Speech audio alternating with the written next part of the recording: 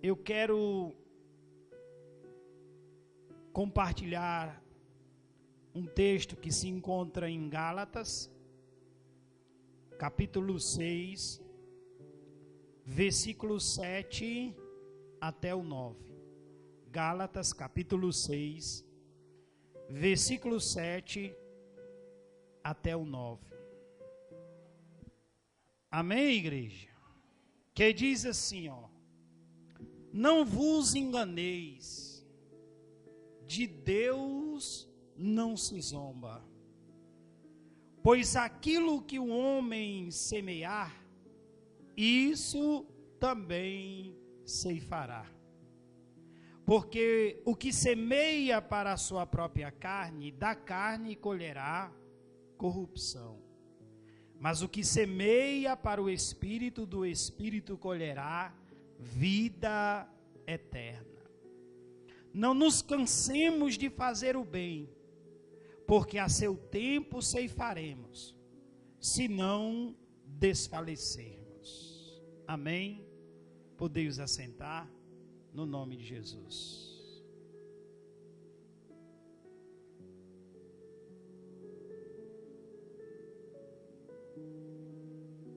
Irmãos, o texto em que acabamos de ler nos ensina que o homem que ele semeia, ele planta na carne ele vai colher a corrupção. Mas o que semeia no Espírito, da vida eterna ou a vida eterna, ele participará ou colherá. Existem duas leis naturais. Existem duas leis. As leis naturais e as leis espirituais. Por exemplo, uma das leis natural é a lei da gravidade. Por exemplo, se um homem, ele se lançar de cima de um prédio, o que vai lhe acontecer? Ele vai se espatifar por completo. É a lei da gravidade. É uma lei natural. Logo, nós temos um caso de destruição por meio da lei natural. Um exemplo da lei espiritual é a lei da semeadura e da colheita. Ou seja, no mundo espiritual, aquilo que você fala, aquilo que você decide, aquilo que você cultiva no seu coração, volta para você. Um outro exemplo de uma lei espiritual é a fé. Hebreus capítulo de número 11, verso de número 6, diz que sem fé é impossível agradarmos a Deus. Porque aquele que se aproxima de Deus, ele precisa ter, é necessário que ele tenha fé. Então logo nós entendemos que a salvação, ela vem por meio da fé. Não somente a salvação, mas milagres, respostas de oração. Porque tudo que nós recebemos espiritualmente vem por meio da fé. Recapitulando novamente, para que possamos entender. Existem dois tipos de lei.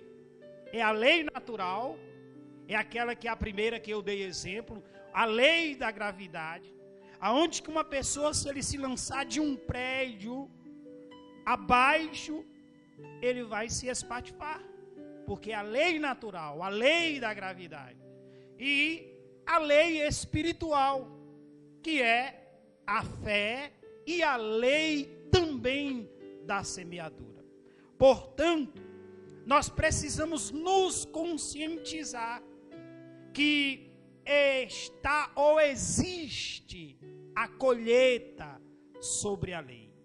Ou seja, nós escolhemos, ou nós semeiamos, plantamos a semente de Deus, ou a semente do diabo. Jesus, ele sempre vai semear a vida, como diz João, capítulo 14, versículo de número 6, diz assim: respondeu-lhe Jesus: eu sou o caminho, a verdade e a vida. Ninguém vem ao Pai senão por mim. Então, a lei da semeadura, a lei de Deus, sempre vai semear vida. E a semente do diabo é a morte, porque João 10:10 diz que o ladrão vem somente para roubar, matar e destruir. Eu vim para que tenha vida e tenha em abundância. Mediante essas duas leis, precisamos entender várias coisas, mas enfim, primeiro, a gente precisa entender que a semente que eu e você plantamos, ela nunca é neutra. Nunca plantamos uma semente e ela se torna neutra, não. Estamos sempre semeando e colhendo o que estamos plantando. Sempre, consequentemente, mediante a semente que nós plantamos, nós vamos colher. Por isso, quanto menos nós errarmos, melhor é. Olha o que diz Deuteronômio, capítulo 30, versículo 19, diz assim: os céus e a terra tomo hoje por testemunhas contra ti, que te propus a vida e a morte, a bênção e a maldição. Aí agora ele vai aconselhar: escolhe, pois, a vida, para que vivas tu e a tua descendência. Então nós temos a oportunidade de semearmos uma boa semente que nos trará vida, como também temos a escolha de semearmos uma semente que não cabe a mim e a você. Porém, de forma infeliz, eu preciso dizer que se nós semearmos coisas ruins, vamos colher coisas ruins. Por exemplo, existem alguns tipos de semente. Por exemplo, palavras. Palavras são semente. Às vezes, irmãos, amaldiçoamos os nossos filhos sem perceber. Olhamos para eles mediante a uma atitude que nos desagrada e falamos que eles nunca vão mudar. A gente olha e diz: não, mas você nunca vai mudar, você nunca vai vencer, você não vai chegar a lugar nenhum. Enquanto Filipenses capítulo 4, versículo 13 diz: tudo posso naquele que me fortalece. Então, por gentileza, olha para esse irmão bonito que está do seu lado e diga para ele assim: palavras são sementes. Portanto, cuidado com o que você diz comigo. Palavras são sementes. Outro tipo de semente, atitudes também são sementes. Como assim, pastor? Por exemplo, se você é uma pessoa humilde, você vai colher frutos da sua humildade.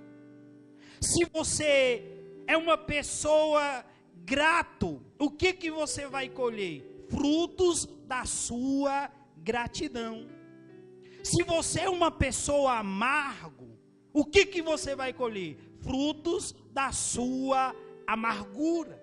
Se você é uma pessoa orgulhoso, o que você vai colher? Frutos do seu orgulho. Se você é infiel, o que você vai colher? Frutos da sua infidelidade. Se você é uma pessoa crítica, o que você vai receber? Críticas. Se você é uma pessoa cheia de bondade, o que você vai colher? Vai receber frutos da sua bondade. E se você é uma pessoa irritado demais, o que você vai colher? Contenda. Então nós estamos sempre semeando na vida das pessoas. Sempre nós estamos semeando. A nossa semente, ela nunca é neutra. Ou nós semeamos por meios de palavras, ou nós semeamos por meios de atitude. O coração, irmão, ele é o solo. Então, o que eu e você precisamos? Vigiar. Nós precisamos vigiar. Porque as nossas palavras, elas são sementes. Existem palavras que ela dói muito mais do que uma surra, como dizem por aí. Então, eu e você, a gente precisa tomar cuidado, porque as pessoas, eles costumam ser muito rancorosos. Então, palavras, elas são sementes. Atitudes, elas são sementes. Pastor, e qual é o tempo que nós vamos colher? Qual é o tempo da nossa colheita? Irmão, o tempo da colheita quem determina é Deus. Por quê? Porque a colheita é diferente da semeadora. Primeiro se planta, depois colhe. Só que aí existe um detalhe que é interessante. Depois que a gente planta, não se pode arrancar a semente para ver como ela está. Por quê? Porque já foi plantado. Então, se você plantou, já foi plantado. Não tem como você arrancar e olhar como ela está. Não. Outro detalhe. Sempre nós vamos colhermos mais do que o que semeamos. E isso é bem claro e evidente dentro de uma plantação. Oséias capítulo 8, versículo 7, diz assim, ó. Porque semeiam ventos e cegarão ou colhem tempestades. Porque semeiam ventos e cegarão tormentos. Não haverá seara. A erva não dará farinha. E se a der, comê-la-ão os estrangeiros. Ou seja, sempre vamos colher mais do que plantamos. Mas como a gente conhecer, sabermos o tipo da colheita? Primeiro, como a gente identificar se o que nós estamos vivendo é uma colheita? Primeiro, você vai olhar para trás e vai observar o que você plantou. Para a gente saber se o que nós estamos colhendo, que tipo de semente estamos colhendo, primeiro, é olhar para trás e vermos o que nós plantamos. Ou seja, seu esposo não acredita em você, ou você é uma pessoa sem confiança. Será que o teu esposo ou esta pessoa não te pegou mentindo em alguma situação? A esposa vive reclamando que o esposo não lhe dá dinheiro. Você tem dado dinheiro, você tem abençoado a sua esposa, você tem abençoado a sua casa. Então, o único meio é se arrepender para que essa colheita ela venha morrer. Mas existe mais alguns tipos de semente. E quais são que vai nos ajudar a termos uma boa colheita? Primeiro, a gente não pode olhar para o nosso cônjuge como Messias e acharmos que ele irá nos resgatar de todas as nossas infelicidades. Nós não podemos vermos isso, porque existe luta que o casal ele vai enfrentar, que ela é sua. Existem situações que você vai enfrentar, problemas, dificuldade, que o teu cônjuge não vai ter como te ajudar. Quem lembra de Jesus quando está entrando no Getsêmani? A Bíblia diz que ele está com 11 dos discípulos. 3 o acompanha para subir ao monte, para poder ir orar. E a Bíblia diz que apenas Jesus começou a sentir dor, a angustiar-se. Por quê? Porque aquela luta era dele. Existem situações que nós vamos estar rodeados de pessoa e ninguém vai poder nos ajudar. Por quê? Porque aquela luta é nossa. Existe luta interior, no nosso interior, que ela é nossa. Mas ainda bem que existe um Deus que se chama Jesus de Nazaré, que está aqui esta noite, que tem o desejo e quer curá-lo você.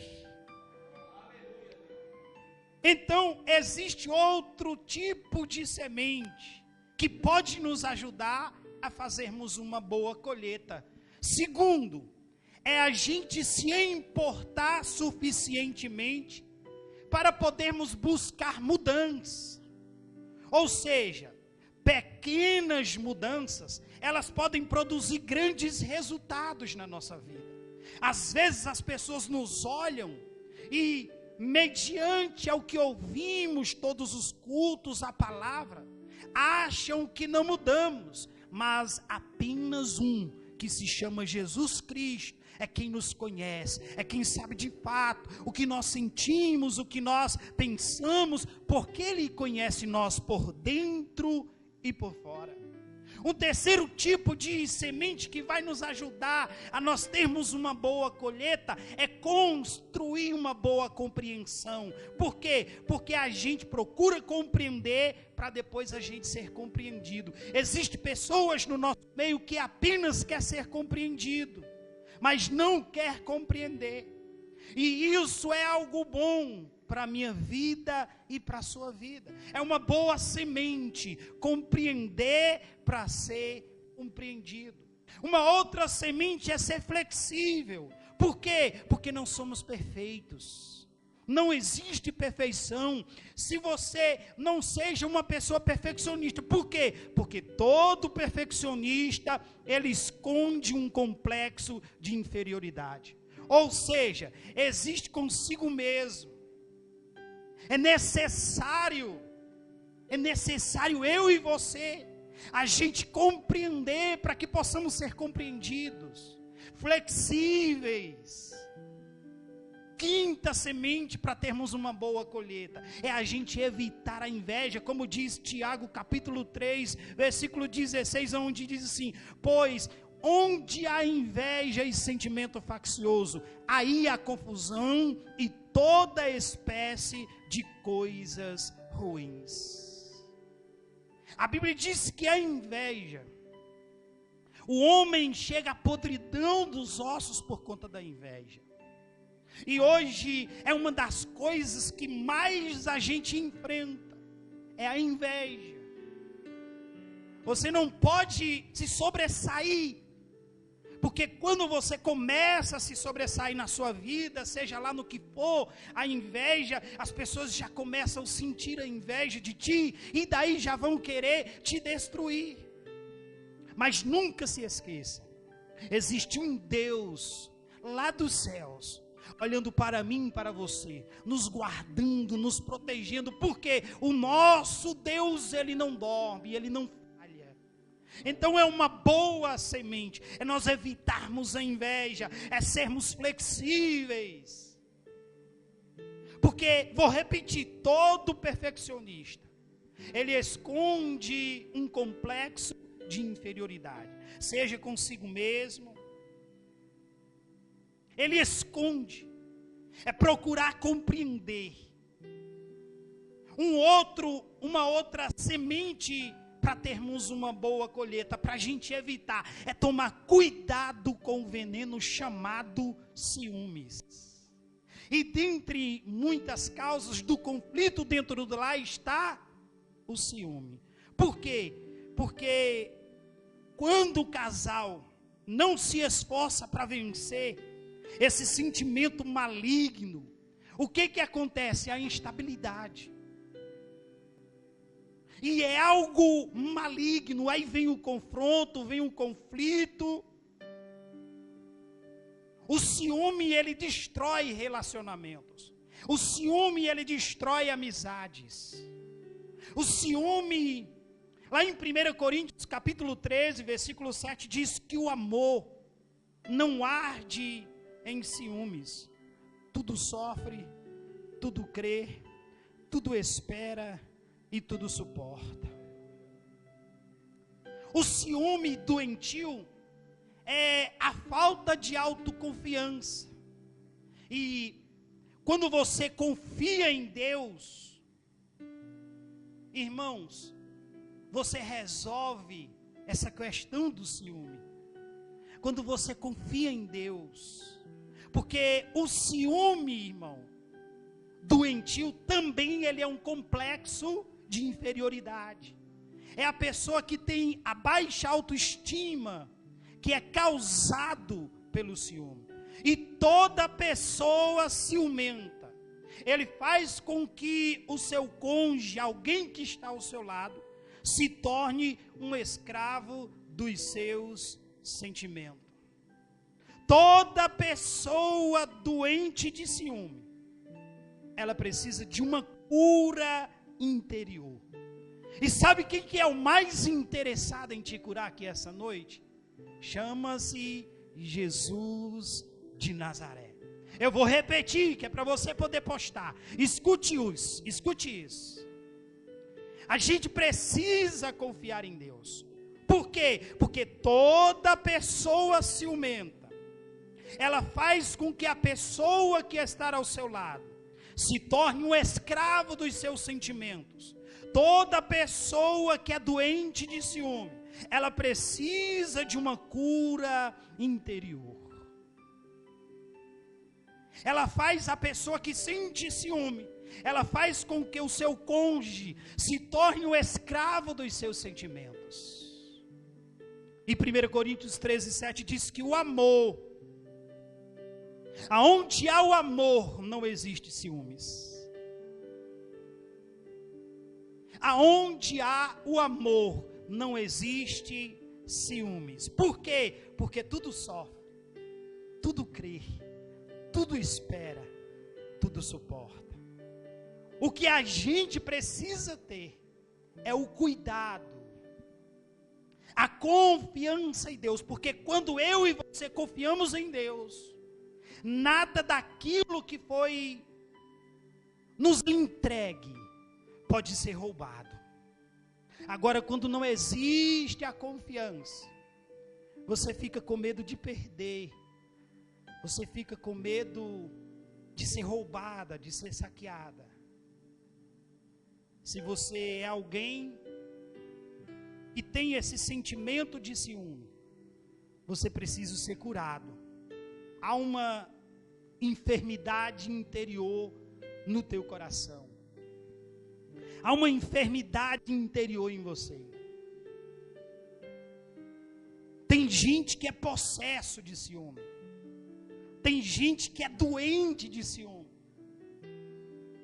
A gente conhece pessoas que, se tivermos aqui uma roda de amigos conversando, se a atenção não for dado apenas para ele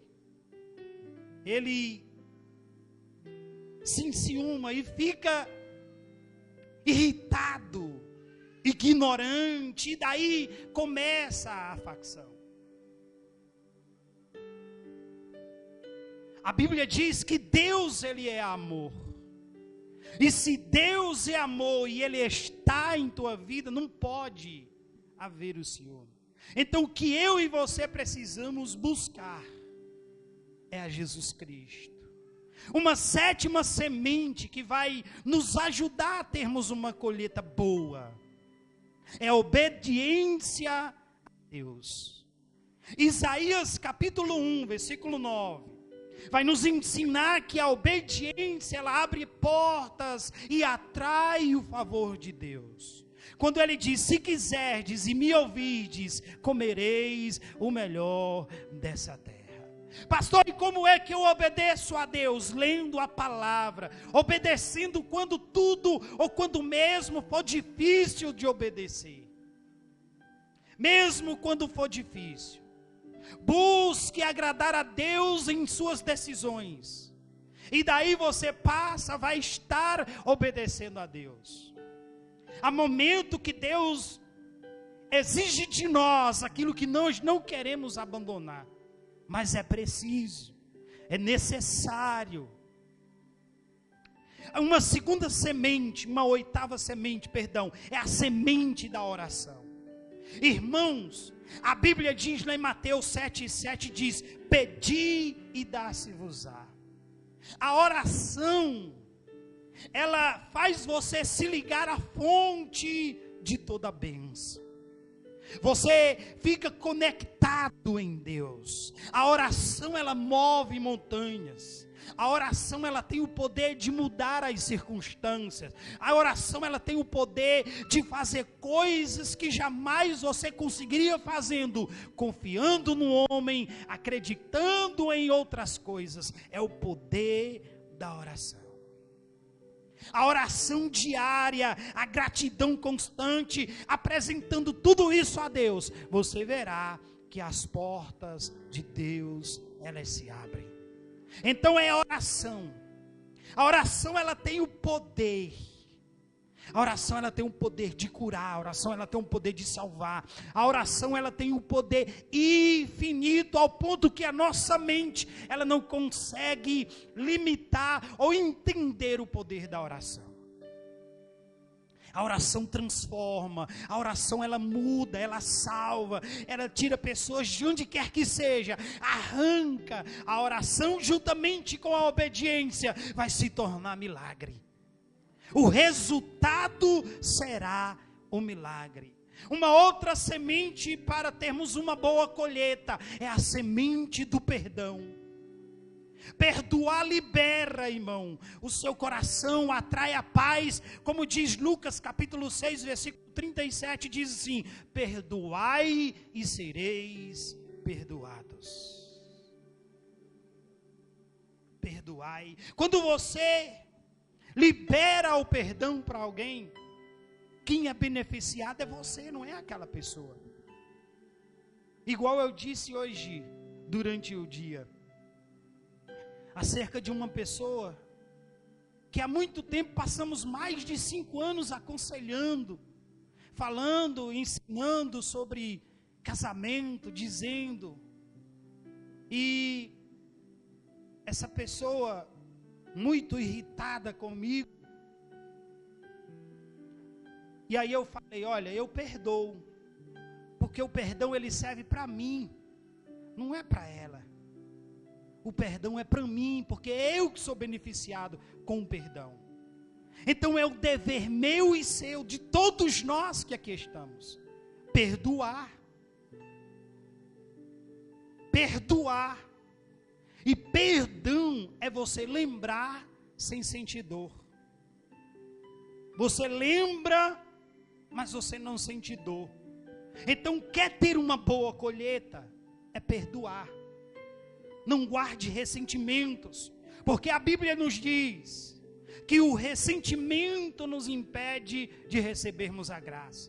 E o que é a graça? É o favor imerecido, é o que nós não merecíamos, mas o Senhor nos deu. Por quê? Porque é a graça de Deus, é o favor de Deus, é o favor imerecido que cada um de nós aqui necessitamos. É o favor de Deus. O ressentimento, não permitir que o ressentimento tome conta dos nossos corações. Eu sei que é algo muito complexo, é muito difícil para algumas pessoas, porque não quer largar o seu eu, o seu ego, e daí vai para a semente da humildade. Volta lá para a humildade. Não quer abandonar o orgulho de perdoar. Uma outra semente que vai nos ajudar em termos uma boa colheita é a generosidade. Quem planta a generosidade nunca ficará sem uma plantação da colheita. Nunca vai ficar. A Bíblia diz que quando a fazenda aumenta, os comedores também vai aumentar. 2 Coríntios capítulo 9, vai nos falar da generosidade, de uma boa colheita, quando ele diz assim, lá em 2 Coríntios, capítulo 9, ora, quanto à assistência, olha o versículo de número 7, para vermos, se é o 7, cada um contribua segundo o que tiver proposto no seu coração, não com tristeza ou por necessidade, mas com gratidão, porque Deus ama quem dá com alegria. Então, ajuda, a generosidade nos ajuda a termos uma boa colheita.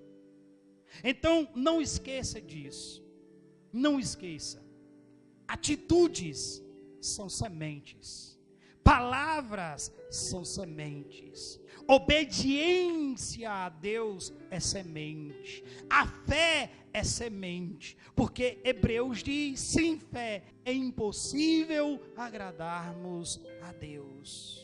Generosidade é semente, obediência a Deus é semente, e nós precisamos ter uma boa semente para termos uma boa colheita.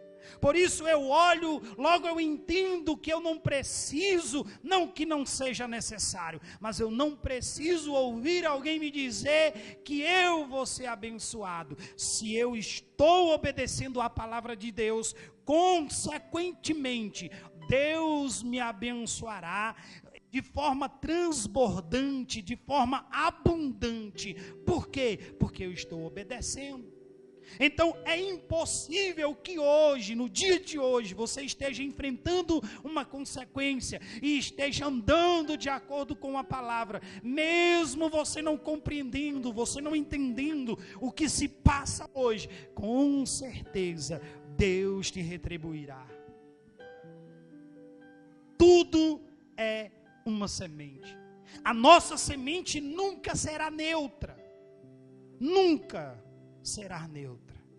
E é por isso que nós precisamos olhar para dentro da nossa casa e mudarmos os nossos pensamentos, as nossas palavras, começarmos a dizer, a minha casa será uma bênção, a minha casa, com atitudes, com palavras, os meus filhos serão uma bênção, a minha casa será uma bênção, a minha casa se encherá de alegria, os meus filhos serão curados, as minhas filhas serão curadas, os meus filhos farão os bons casamento, e aí por diante, e abençoe, e a bênção de Deus virá sobre a tua casa. Nós precisamos termos essa coragem de acreditar, todos aqueles que se aproximam de Deus, eles têm que crer, que Deus é galardoador, daqueles que o buscam, daqueles que vêm até a Ele. Se você está se aproximando de Deus, acreditando que Ele pode mudar, tirar de você esse ciúme doentio, comece a fazer um teste, a acreditar em Deus. O que você tem, não foi Deus que te deu? Se foi Deus quem te deu o que você tem, ninguém vai tirar de você. Então para que essa ciumeira? Para que essa brigaiada? Não tem para que ciúmes. Seja curada aqui essa noite. Onde existe o amor, não existe ciúme, existe o zelo, existe o cuidado, existe o cuidado, o bom trato. Por quê? Porque você está cheia de Deus, você está cheio de Deus. E daí você vai andar de acordo com o que a palavra diz, de acordo com o que a palavra te manda, e as coisas você terá uma boa. Não é dizendo que você não enfrentará dificuldade, não estou dizendo isso. Enquanto estivermos aqui nesta terra, nós passaremos por dificuldade, mas existirá uma diferença. Deus nos trará a cura e a recompensa daquilo que almejamos e daquilo que buscamos. Portanto, se põe de pé. em nome de Jesus.